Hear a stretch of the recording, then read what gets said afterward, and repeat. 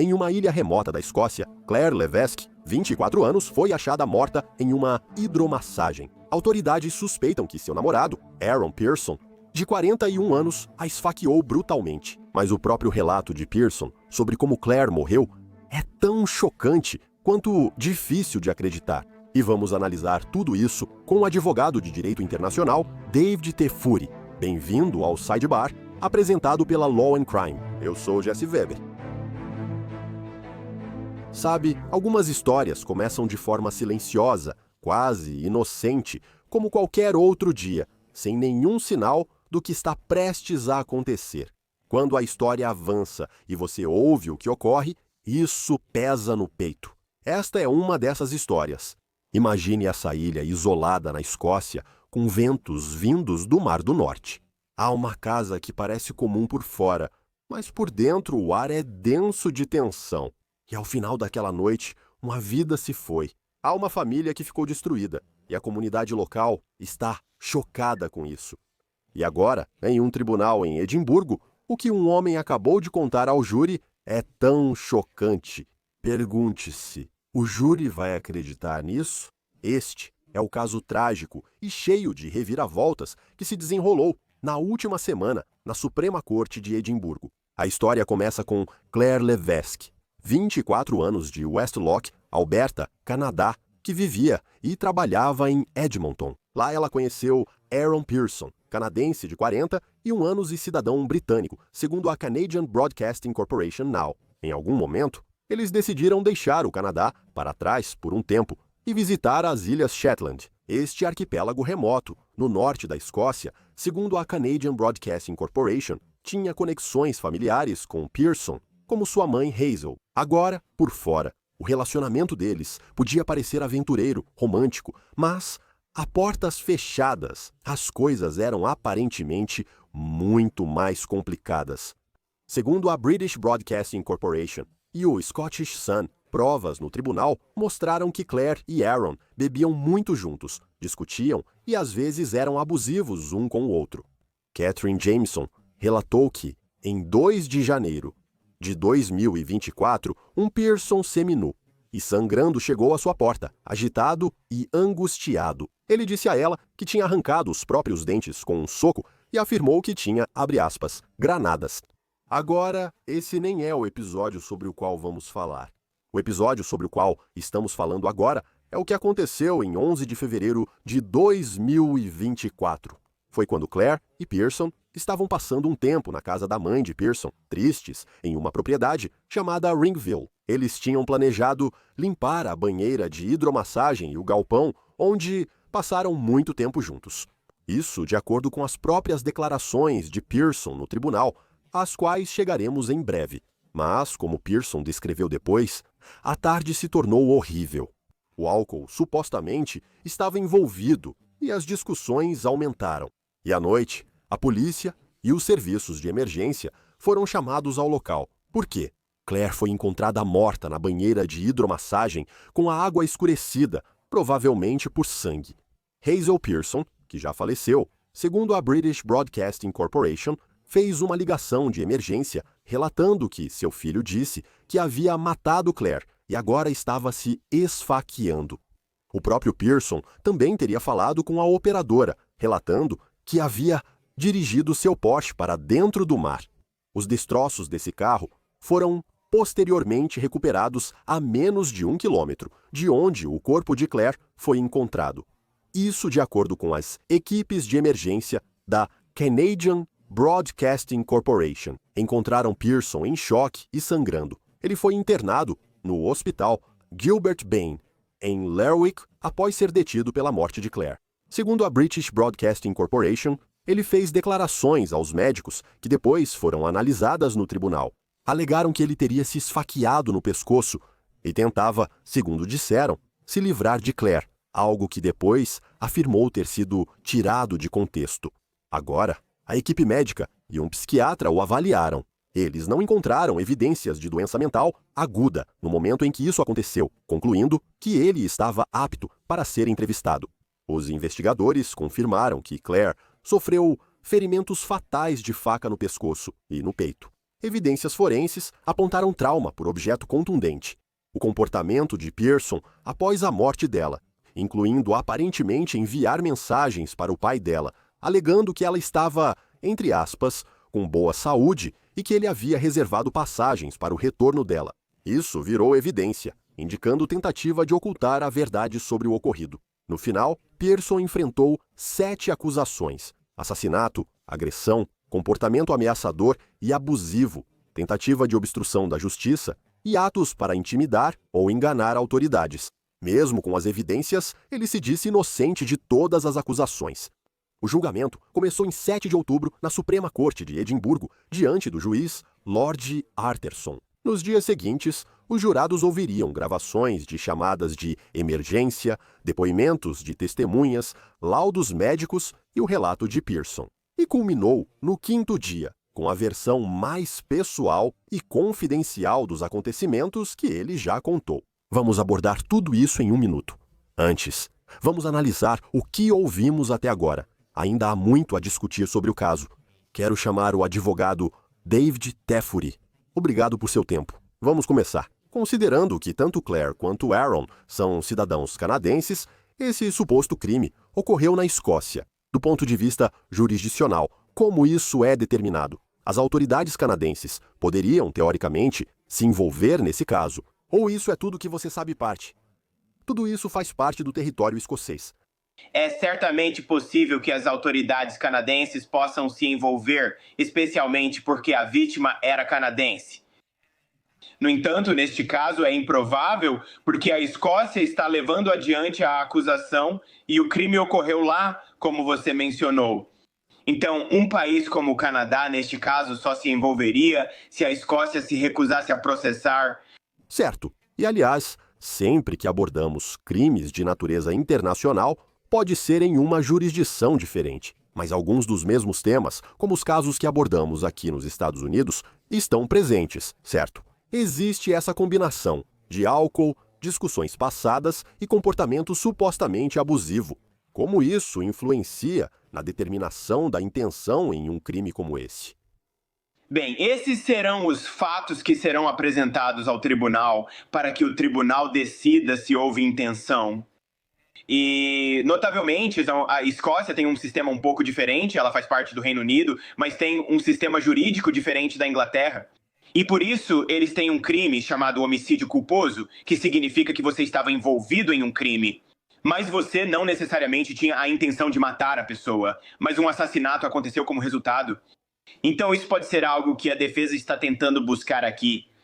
E para fazer isso, eles tentariam dizer que o álcool e outras coisas o fizeram agir assim, e que não havia a intenção necessária para o assassinato. Quando você olha para algumas mensagens, eu acho interessante pensar sobre isso, certo?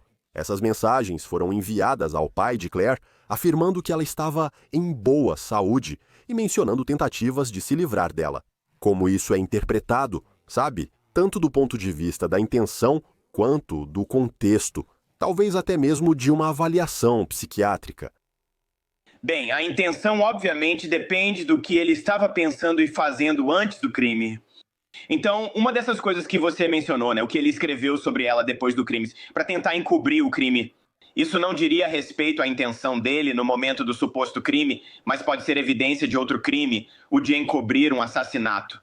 Sabe, o resto será considerado. Qualquer comunicação anterior ao incidente que mostrasse que ele poderia estar planejando ou pensando em matá-la, ou até mesmo apenas em machucá-la, isso depende da intenção. E eu quero entrar nesse julgamento porque é algo importante. Então, o primeiro dia preparou o cenário com essa ligação de emergência e essa descoberta horrível.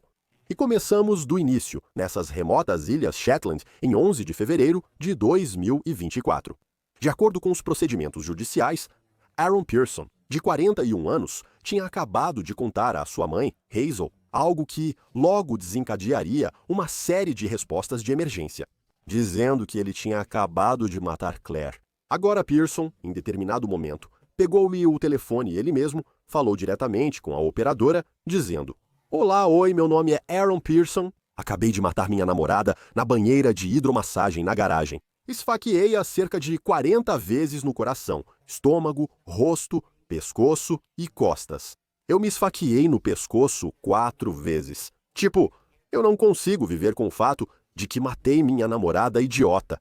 Ela bebeu demais e me irritou. Dirigi meu Porsche para o oceano, acabou, ela está morta. Eu definitivamente matei ela, para ter certeza de que a afoguei depois de esfaqueá-la várias vezes e espancá-la muito feio. E eu fiquei tipo, sabe?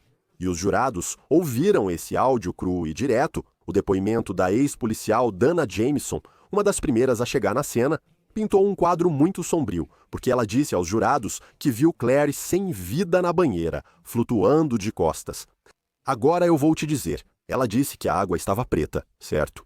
O que a defesa de Pearson, mais tarde, se referiu simplesmente como sangue na água.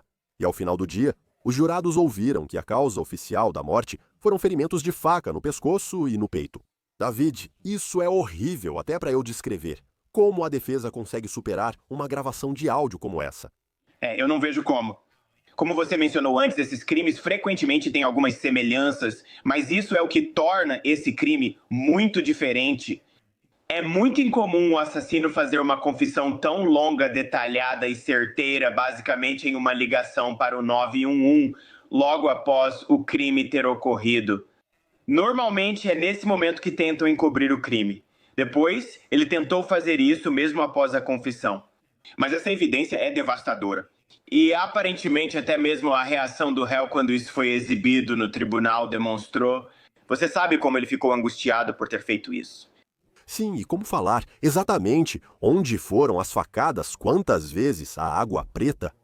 Acho que isso é importante nos julgamentos e às vezes aparece em reconstituições de crimes ou visitas ao local. Mas para os jurados entenderem a cena do crime, entenderem o ataque, isso é importante para eles, tanto para a acusação quanto para a defesa. Sim, com certeza. Quero dizer, isso vai criar uma resposta emocional nos jurados. Certamente, por causa da visão disso. Uma banheira de hidromassagem escura, preta de sangue, mostrando quanto ela sangrou com as múltiplas facadas. É estranho um assassinato acontecer aqui, pois banheiras de hidromassagem costumam ser vistas como locais íntimos para a família e amigos. Se isso ocorrer na banheira de hidromassagem e depois for apresentado ao júri, será muito provocativo para eles.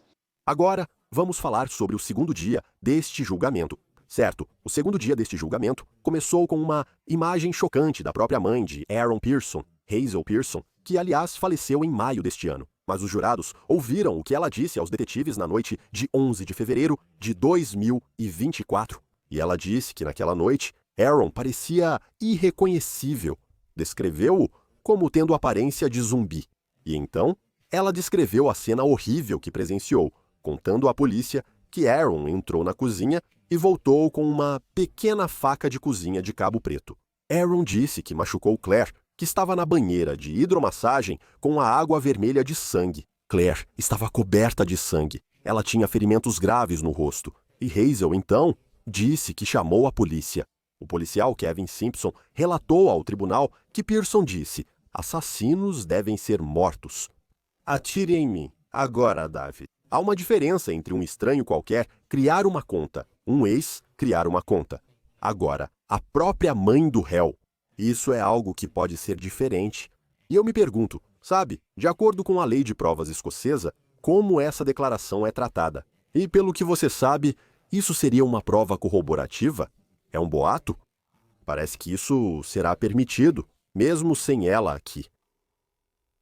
Quero dizer, pelas nossas regras, provavelmente isso seria permitido, porque ela não está disponível para testemunhar sobre isso. Não tenho certeza do que as regras de evidência na Escócia determinariam.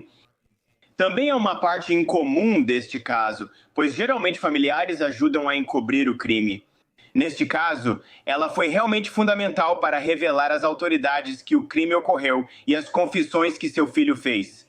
Parece que ela queria que o filho, confessasse o que fez e então ela garantiu que isso acontecesse. Como você disse, infelizmente ela faleceu, embora teria sido muito emocionante para ela vivenciar esse julgamento.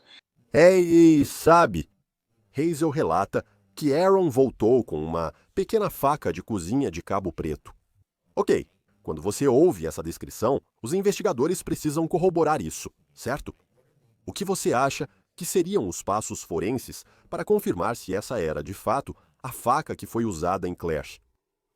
Sim, quero dizer, eles vão ter que comparar, sabe, as amostras de sangue que eles têm na faca e comparar com o sangue e o DNA dela.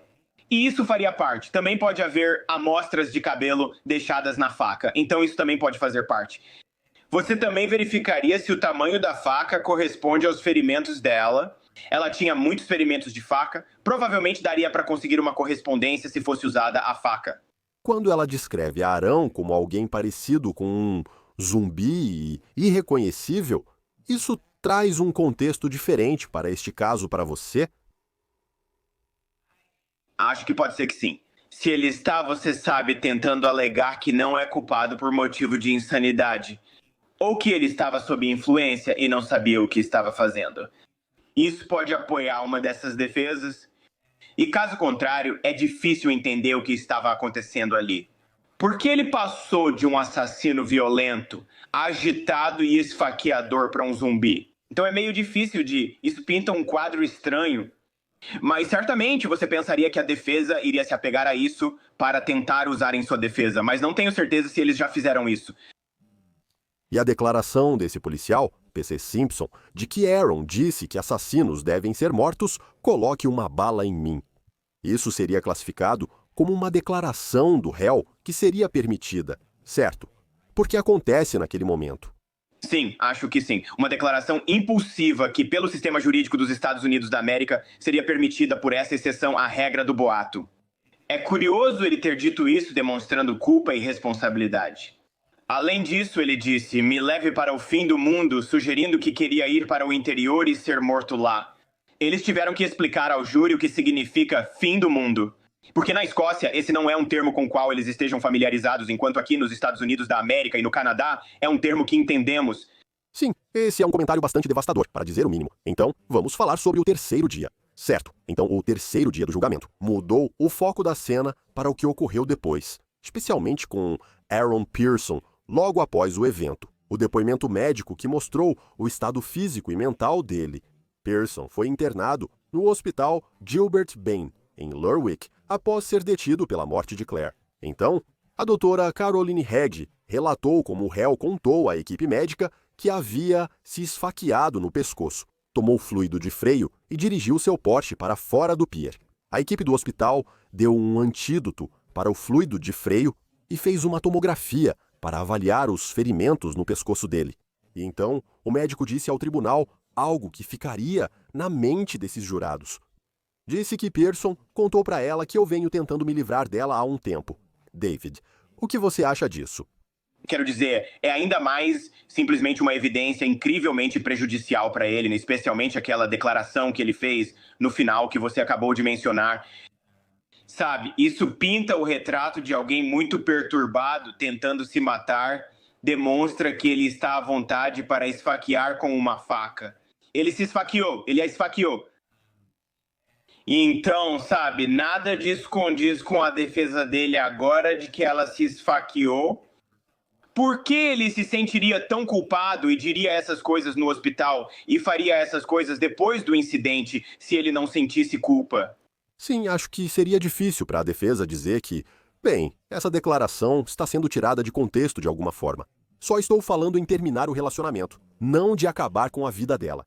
Mas considerando as acusações contra ele, ainda mais sendo um profissional da saúde. Eu acho que o que ele disse, pelo que li, é que ele afirma que o que quis dizer não era que ele pretendia assassiná-la. Quando ele disse que queria se livrar dela, ele quis dizer que queria mandá-la de volta para o Canadá, que o relacionamento tinha acabado, queria se livrar dela desse jeito. Mas, como você disse, dado todas as outras coisas que ele falou, parece mais provável que o júri acredite que ele pretendia, que ele estava dizendo que pretendia matá-la. Quarto dia. Esse foi o dia que levou o júri mais a fundo nesse relacionamento, na dinâmica desse relacionamento. Áudios revelaram conversas entre Claire e Aaron antes da morte dela. E em uma troca arrepiante, Claire disse a ele, "Você vai me matar." Isso momentos depois de dizer "eu te amo." No quinto dia do julgamento, 13 de outubro, os jurados ouviriam o relato mais pessoal. O momento que Pearson, há muito tempo, era esperado para descrever, e o relato que deixaria todos naquela sala do tribunal prendendo a respiração. Pearson subiu ao banco das testemunhas e falou aos jurados. Ele disse que 11 de fevereiro de 2024 começou como qualquer outro dia. Planejei limpar a banheira de hidromassagem e o galpão na propriedade da minha mãe, Hazel. A manhã foi tranquila e agradável.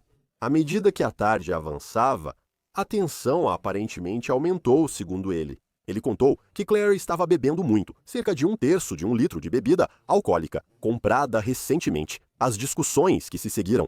Pearson disse que ela o chamou de traidor, depois de ouvi-lo falar com o pai dela, no Canadá, sobre levá-la de volta para casa. E o que aconteceu em seguida, Pearson disse, foi repentino e chocante. Ele relatou que Claire o agrediu e depois apontou uma faca para si mesma.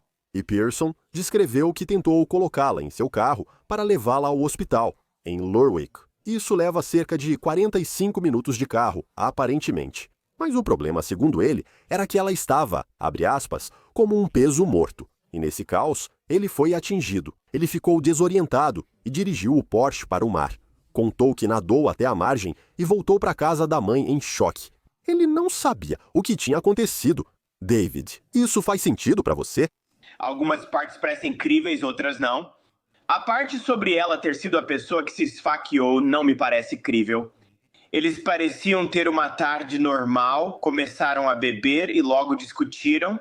Há um histórico de discussões e brigas entre eles, então tudo isso parece correto? Mas a alegação de que ela, de alguma forma, agiu contra si mesma, que ela se machucou sozinha, não condiz com todas as outras coisas que ele disse, tanto antes quanto depois do crime. Por isso é difícil acreditar e saber o que pensar sobre ele ter pegado seu Porsche e dirigido até o oceano. Há alguma evidência no Porsche que ele estava tentando esconder? Ele só estava tentando acabar com a própria vida e achou que poderia se afogar? Ele está tentando se livrar de seus pertences antes de se matar? Isso também nunca foi explicado, mas é uma parte muito estranha do que ele fez depois desse suposto crime. Olha, às vezes os jurados querem ouvir os réus, principalmente quando você tem esses crimes inexplicáveis, esses crimes grotescos, realmente horríveis. O que estava acontecendo? Isso vira questão de credibilidade se acreditarem nele.